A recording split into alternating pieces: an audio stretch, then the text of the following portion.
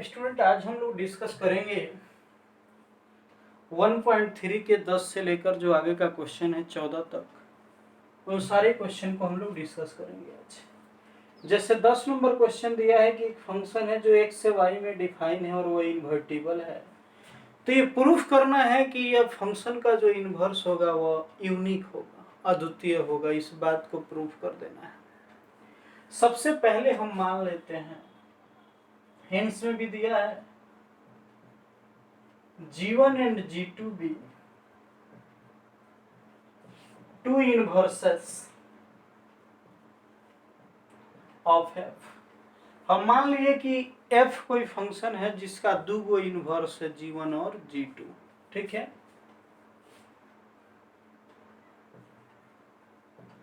For all y belongs to y, ठीक है।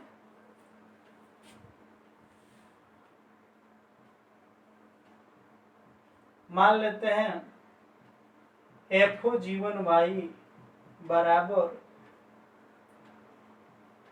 F O G2 y बराबर आई Y. मतलब इस दोनों को हम सेम इमेज प्राप्त कर रहे हैं, हमें मान के चल रहे हैं, ठीक है। यहां से जब ये दोनों बराबर है तो एफ ओ G1 y बराबर एफ ओ G2 y, इसको F G1 y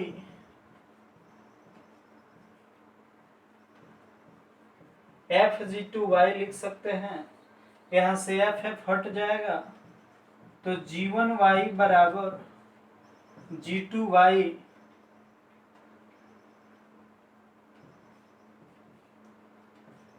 y same है, y y हट जाएगा तो G1 किसके बराबर आ गया, G2 के। एक बात बताना है, f कोई फंक्शन था जिसका हम दो गो इन्वर्स लेके चले थे, तो दो गो इन्वर्स लेके चले थे और दोनों का इन्वर्स हम बराबर मान के चले थे। तो ये कब हो सकता है, जब दोनों आपस में बराबर हैं। अगर दोनों आपस में बराबर नहीं होगा तो उसका इन्वर्स कभी बराबर नहीं हो सकता है। इसका मतलब दोनों बराबर है। अगर दोनों डिफरेंट होता तो दोनों का इन्वर्स भी डिफरेंट होता। इसका मतलब किसी फंक्शन का जो इन्वर्स होता है वो यूनिक होता है। यहाँ लिख देंगे therefore inverse of F is unique, यानी कि एफ का जो इन्वर्स होगा वो यूनिक होगा। 11 में कोई क्वेश्चन दिया है, एक फंक्शन दिया है जो 1 2 3 और इधर है ए बी सी। मतलब अगर इसको हम सेट ए मानेंगे, इसको सेट बी माने हैं, और दिया है कि f1 बराबर a है, f2 बराबर b, f3 बराबर c। कह रहा है सबसे पहले इसका इन्वर्स निकाले, ठीक है।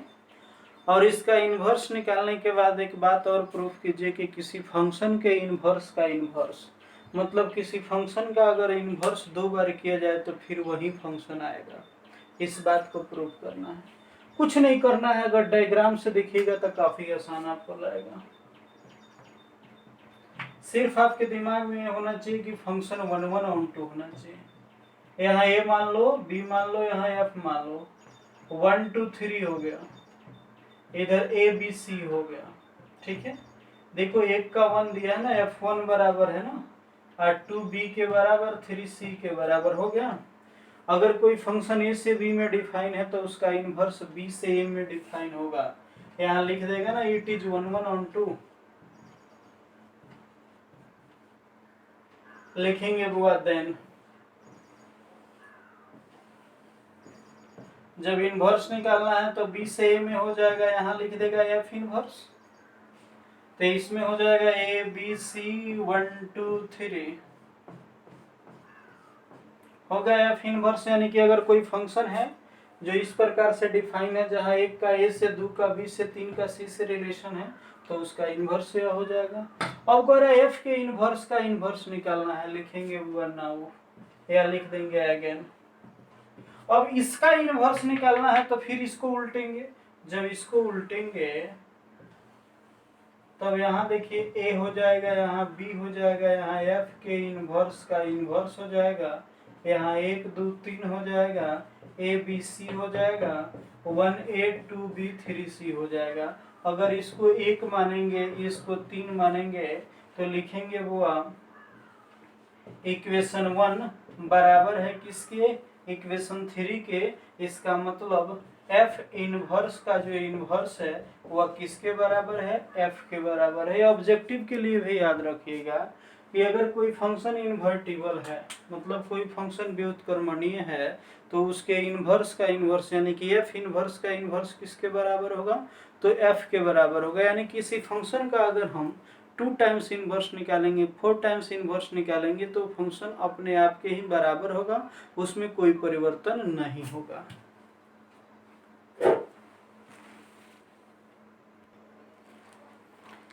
ट्वेल्व नंबर क्वेश्चन सेम 11 जैसा है।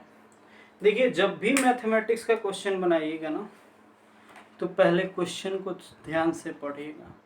अगर आप किसी चैप्टर को पढ़ें, उसके थ्योरी को जानते हैं, उसके कंसेप्ट को जानते हैं, अगर आप उसके क्वेश्चन को समझ गए बढ़िया से कि क्वेश्चन क्या कह रहा है, तो वहीं पे समझिए कि 50% आपका क्वेश्चन बन गया है। 50% वो है जिसको लिख देना है।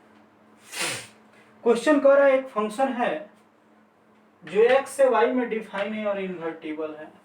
देखिए, अगर क्वेश्चन आप पढ़िएगा तो घबरा जाइएगा, अगर सावधानी से नहीं पढ़िएगा तो। सावधानी से अगर क्वेश्चन नहीं पढ़िएगा तो घबरा जाइएगा। So that inverse of F inverse is F. अब आप ये नहीं समझिएगा कि एफ इनवर्स का जो मैंने एफ इनवर्स किसी फंक्शन का है वो एफ होगा, ये नहीं। देखो, क्लियर लिखा है कि so that the inverse of F inverse, यानी कि एफ इनवर्स का इनवर्स, मतलब इसका इनवर्स का इनवर्स किसके बराबर होगा, एफ के। मतलब एफ के इनवर्स का इनवर्स बराबर एफ, जो अभी पिछले वाले क्वेश्चन में देखे थे कि किसी फंक्शन का इनवर्स एफ के बराबर होता है। इसको कैसे कीजिएगा, काफी आसान प्रोसेस है। मान लीजिए अगर कोई फंक्शन x से y में डिफाइन है, इसको 1 मान लीजिएगा, देन इसको उलट दीजिएगा, एफ इनवर्स हो जाएगा, वो हो जाएगा y से x में। ठीक है, जब अगेन यही प्रोसेस कीजिएगा, फिर से इनवर्स का इनवर्स निकालिएगा, तो x यहाँ चल जाएगा, ये क्या हो जाएगा, y। अब देखिए, इसको और इसको दोनों सेम है कि नहीं, तो f इनवर्स का इनवर्स चाहे f, दोनों आपस में क्या है, बराबर है। लिख देंगे हेंस f इनवर्स का इनवर्स किसके बराबर, f के बराबर। ये हमेशा के लिए ध्यान में रखना है। किसी फंक्शन के इनवर्स का इनवर्स जो होता है ना, वह खुद वही फंक्शन होता है, वो दूसरा नहीं होता है। बशर्ते कि वो फंक्शन इन्वर्टिबल होना चाहिए, मतलब उसका इनवर्स निकलना चाहिए। नेक्स्ट क्वेश्चन हम लोग अब देखते हैं 13 नंबर। काफी अच्छा क्वेश्चन है 13 नंबर, काफी अच्छा क्वेश्चन है।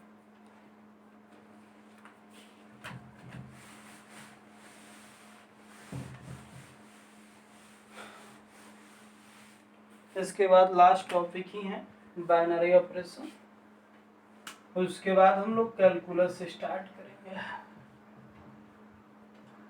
दिया है कि if F mapping R to R, यानी कि कोई फंक्शन रियल से रियल में डिफाइन है, और दिया है F x is equal to 3 माइनस एक्स की उसका पावर है 1/3, तो कह रहा है एफ ओ एफ एक्स निकालना है, एफ ओ एफ एक्स निकालना है। देखिए, आप लोग को क्वेश्चन एक 4 नंबर भी शायद बना है जिसमें एफ ओ एफ एक्स निकालना था।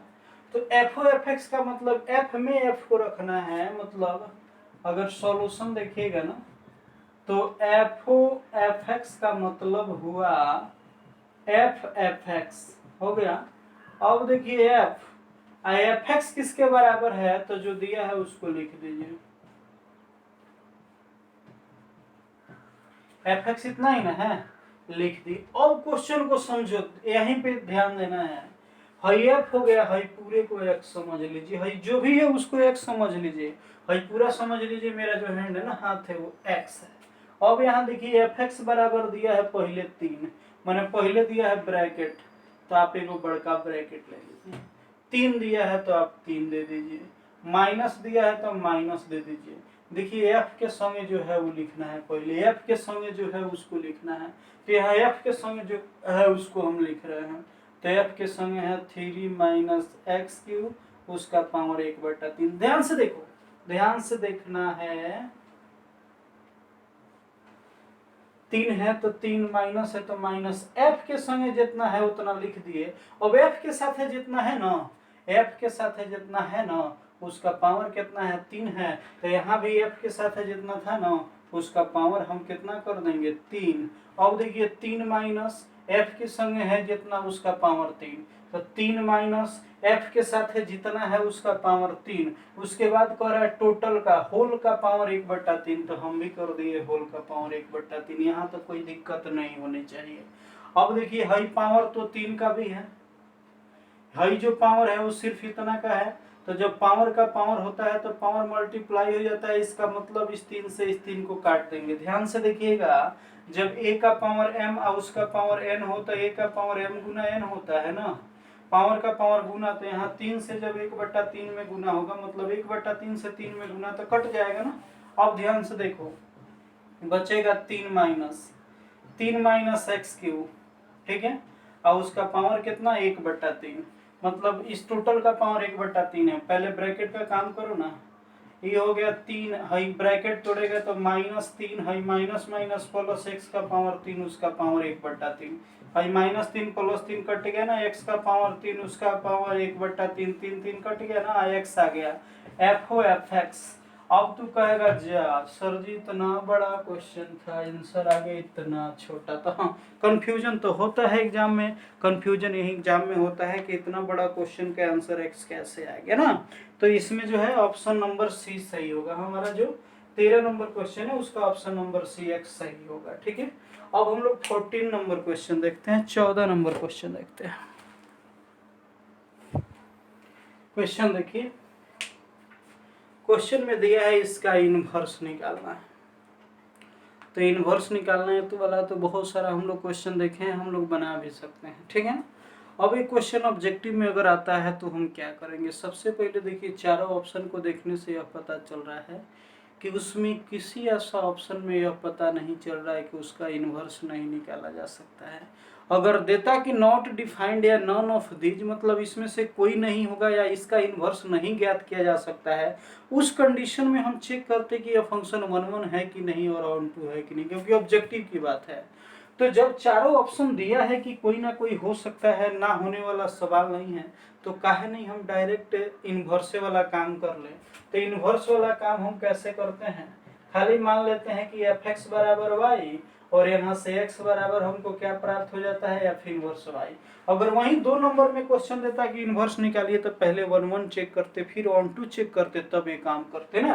तो देखिएगा y बराबर कितना हो जाएगा 4x बट्टा 3x + 4, ठीक है, इसको लाके मल्टीप्लाई कीजिए, 3xy + 4y = 4x, ठीक है ना। 3xy है प्लस 4x इधर है ना, तो इधर आके माइनस, इधर आके -4y हो जाएगा। यहाँ से x कॉमन ले लेंगे तो 3y - 4 = -4y, ठीक है ना। x बराबर देखिए इधर गुना है तो इधर आके भागा हो जाएगा, तो -4y बट्टा 3y - 4, यहाँ से माइनस कॉमन ले सकते हैं, तो -4y बट्टा माइनस कॉमन ले लेंगे तो 4 - 3y, माइनस माइनस कट जाएगा, तो 4y बट्टा 4 - 3y हो जाएगा। यही हमारा हो जाएगा एफ इनवर्स y बराबर। अब देख लीजिए जो ऑप्शन में हो, कौन ऑप्शन में है 4y बट्टा 4 - 3y, मतलब बी नंबर ऑप्शन हमारा सही हो जाएगा, बी नंबर ऑप्शन हमारा सही होगा। तो इसके बाद से हम लोग देखेंगे बाइनरी ऑपरेशन, जो काफ़ी इंपॉर्टेंट टॉपिक है, और बाइनरी ऑपरेशन देखेंगे उसके बाद हम लोग कैलकुलस पढ़ेंगे। कैलकुलस काफ़ी इंपॉर्टेंट टॉपिक है, और जब हम लोग कैलकुलस से स्टार्ट करेंगे तो अपने व्हाट्सएप ग्रुप से हम लोग पर डे डीपीपी भी करेंगे।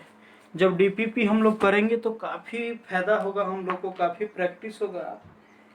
कुछ क्वेश्चन देखते हैं अगर मिलता है तो इससे जुड़ा हुआ, क्योंकि वीडियो थोड़ा छोटा ही हो गया क्योंकि क्वेश्चन ही कम था।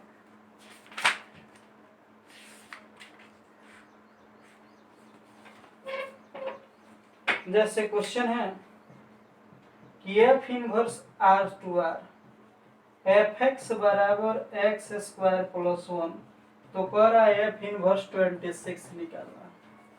मतलब कोई फंक्शन है कि एफ एक्स बराबर x² + 1, और रियल से रियल में डिफाइन है, तो कह रहा है एफ इनवर्स 26 निकालना है। तो एफ इनवर्स 26 आप लोग निकाल कर और मेरे व्हाट्सअप 9852966856 पर सेंड कीजिएगा।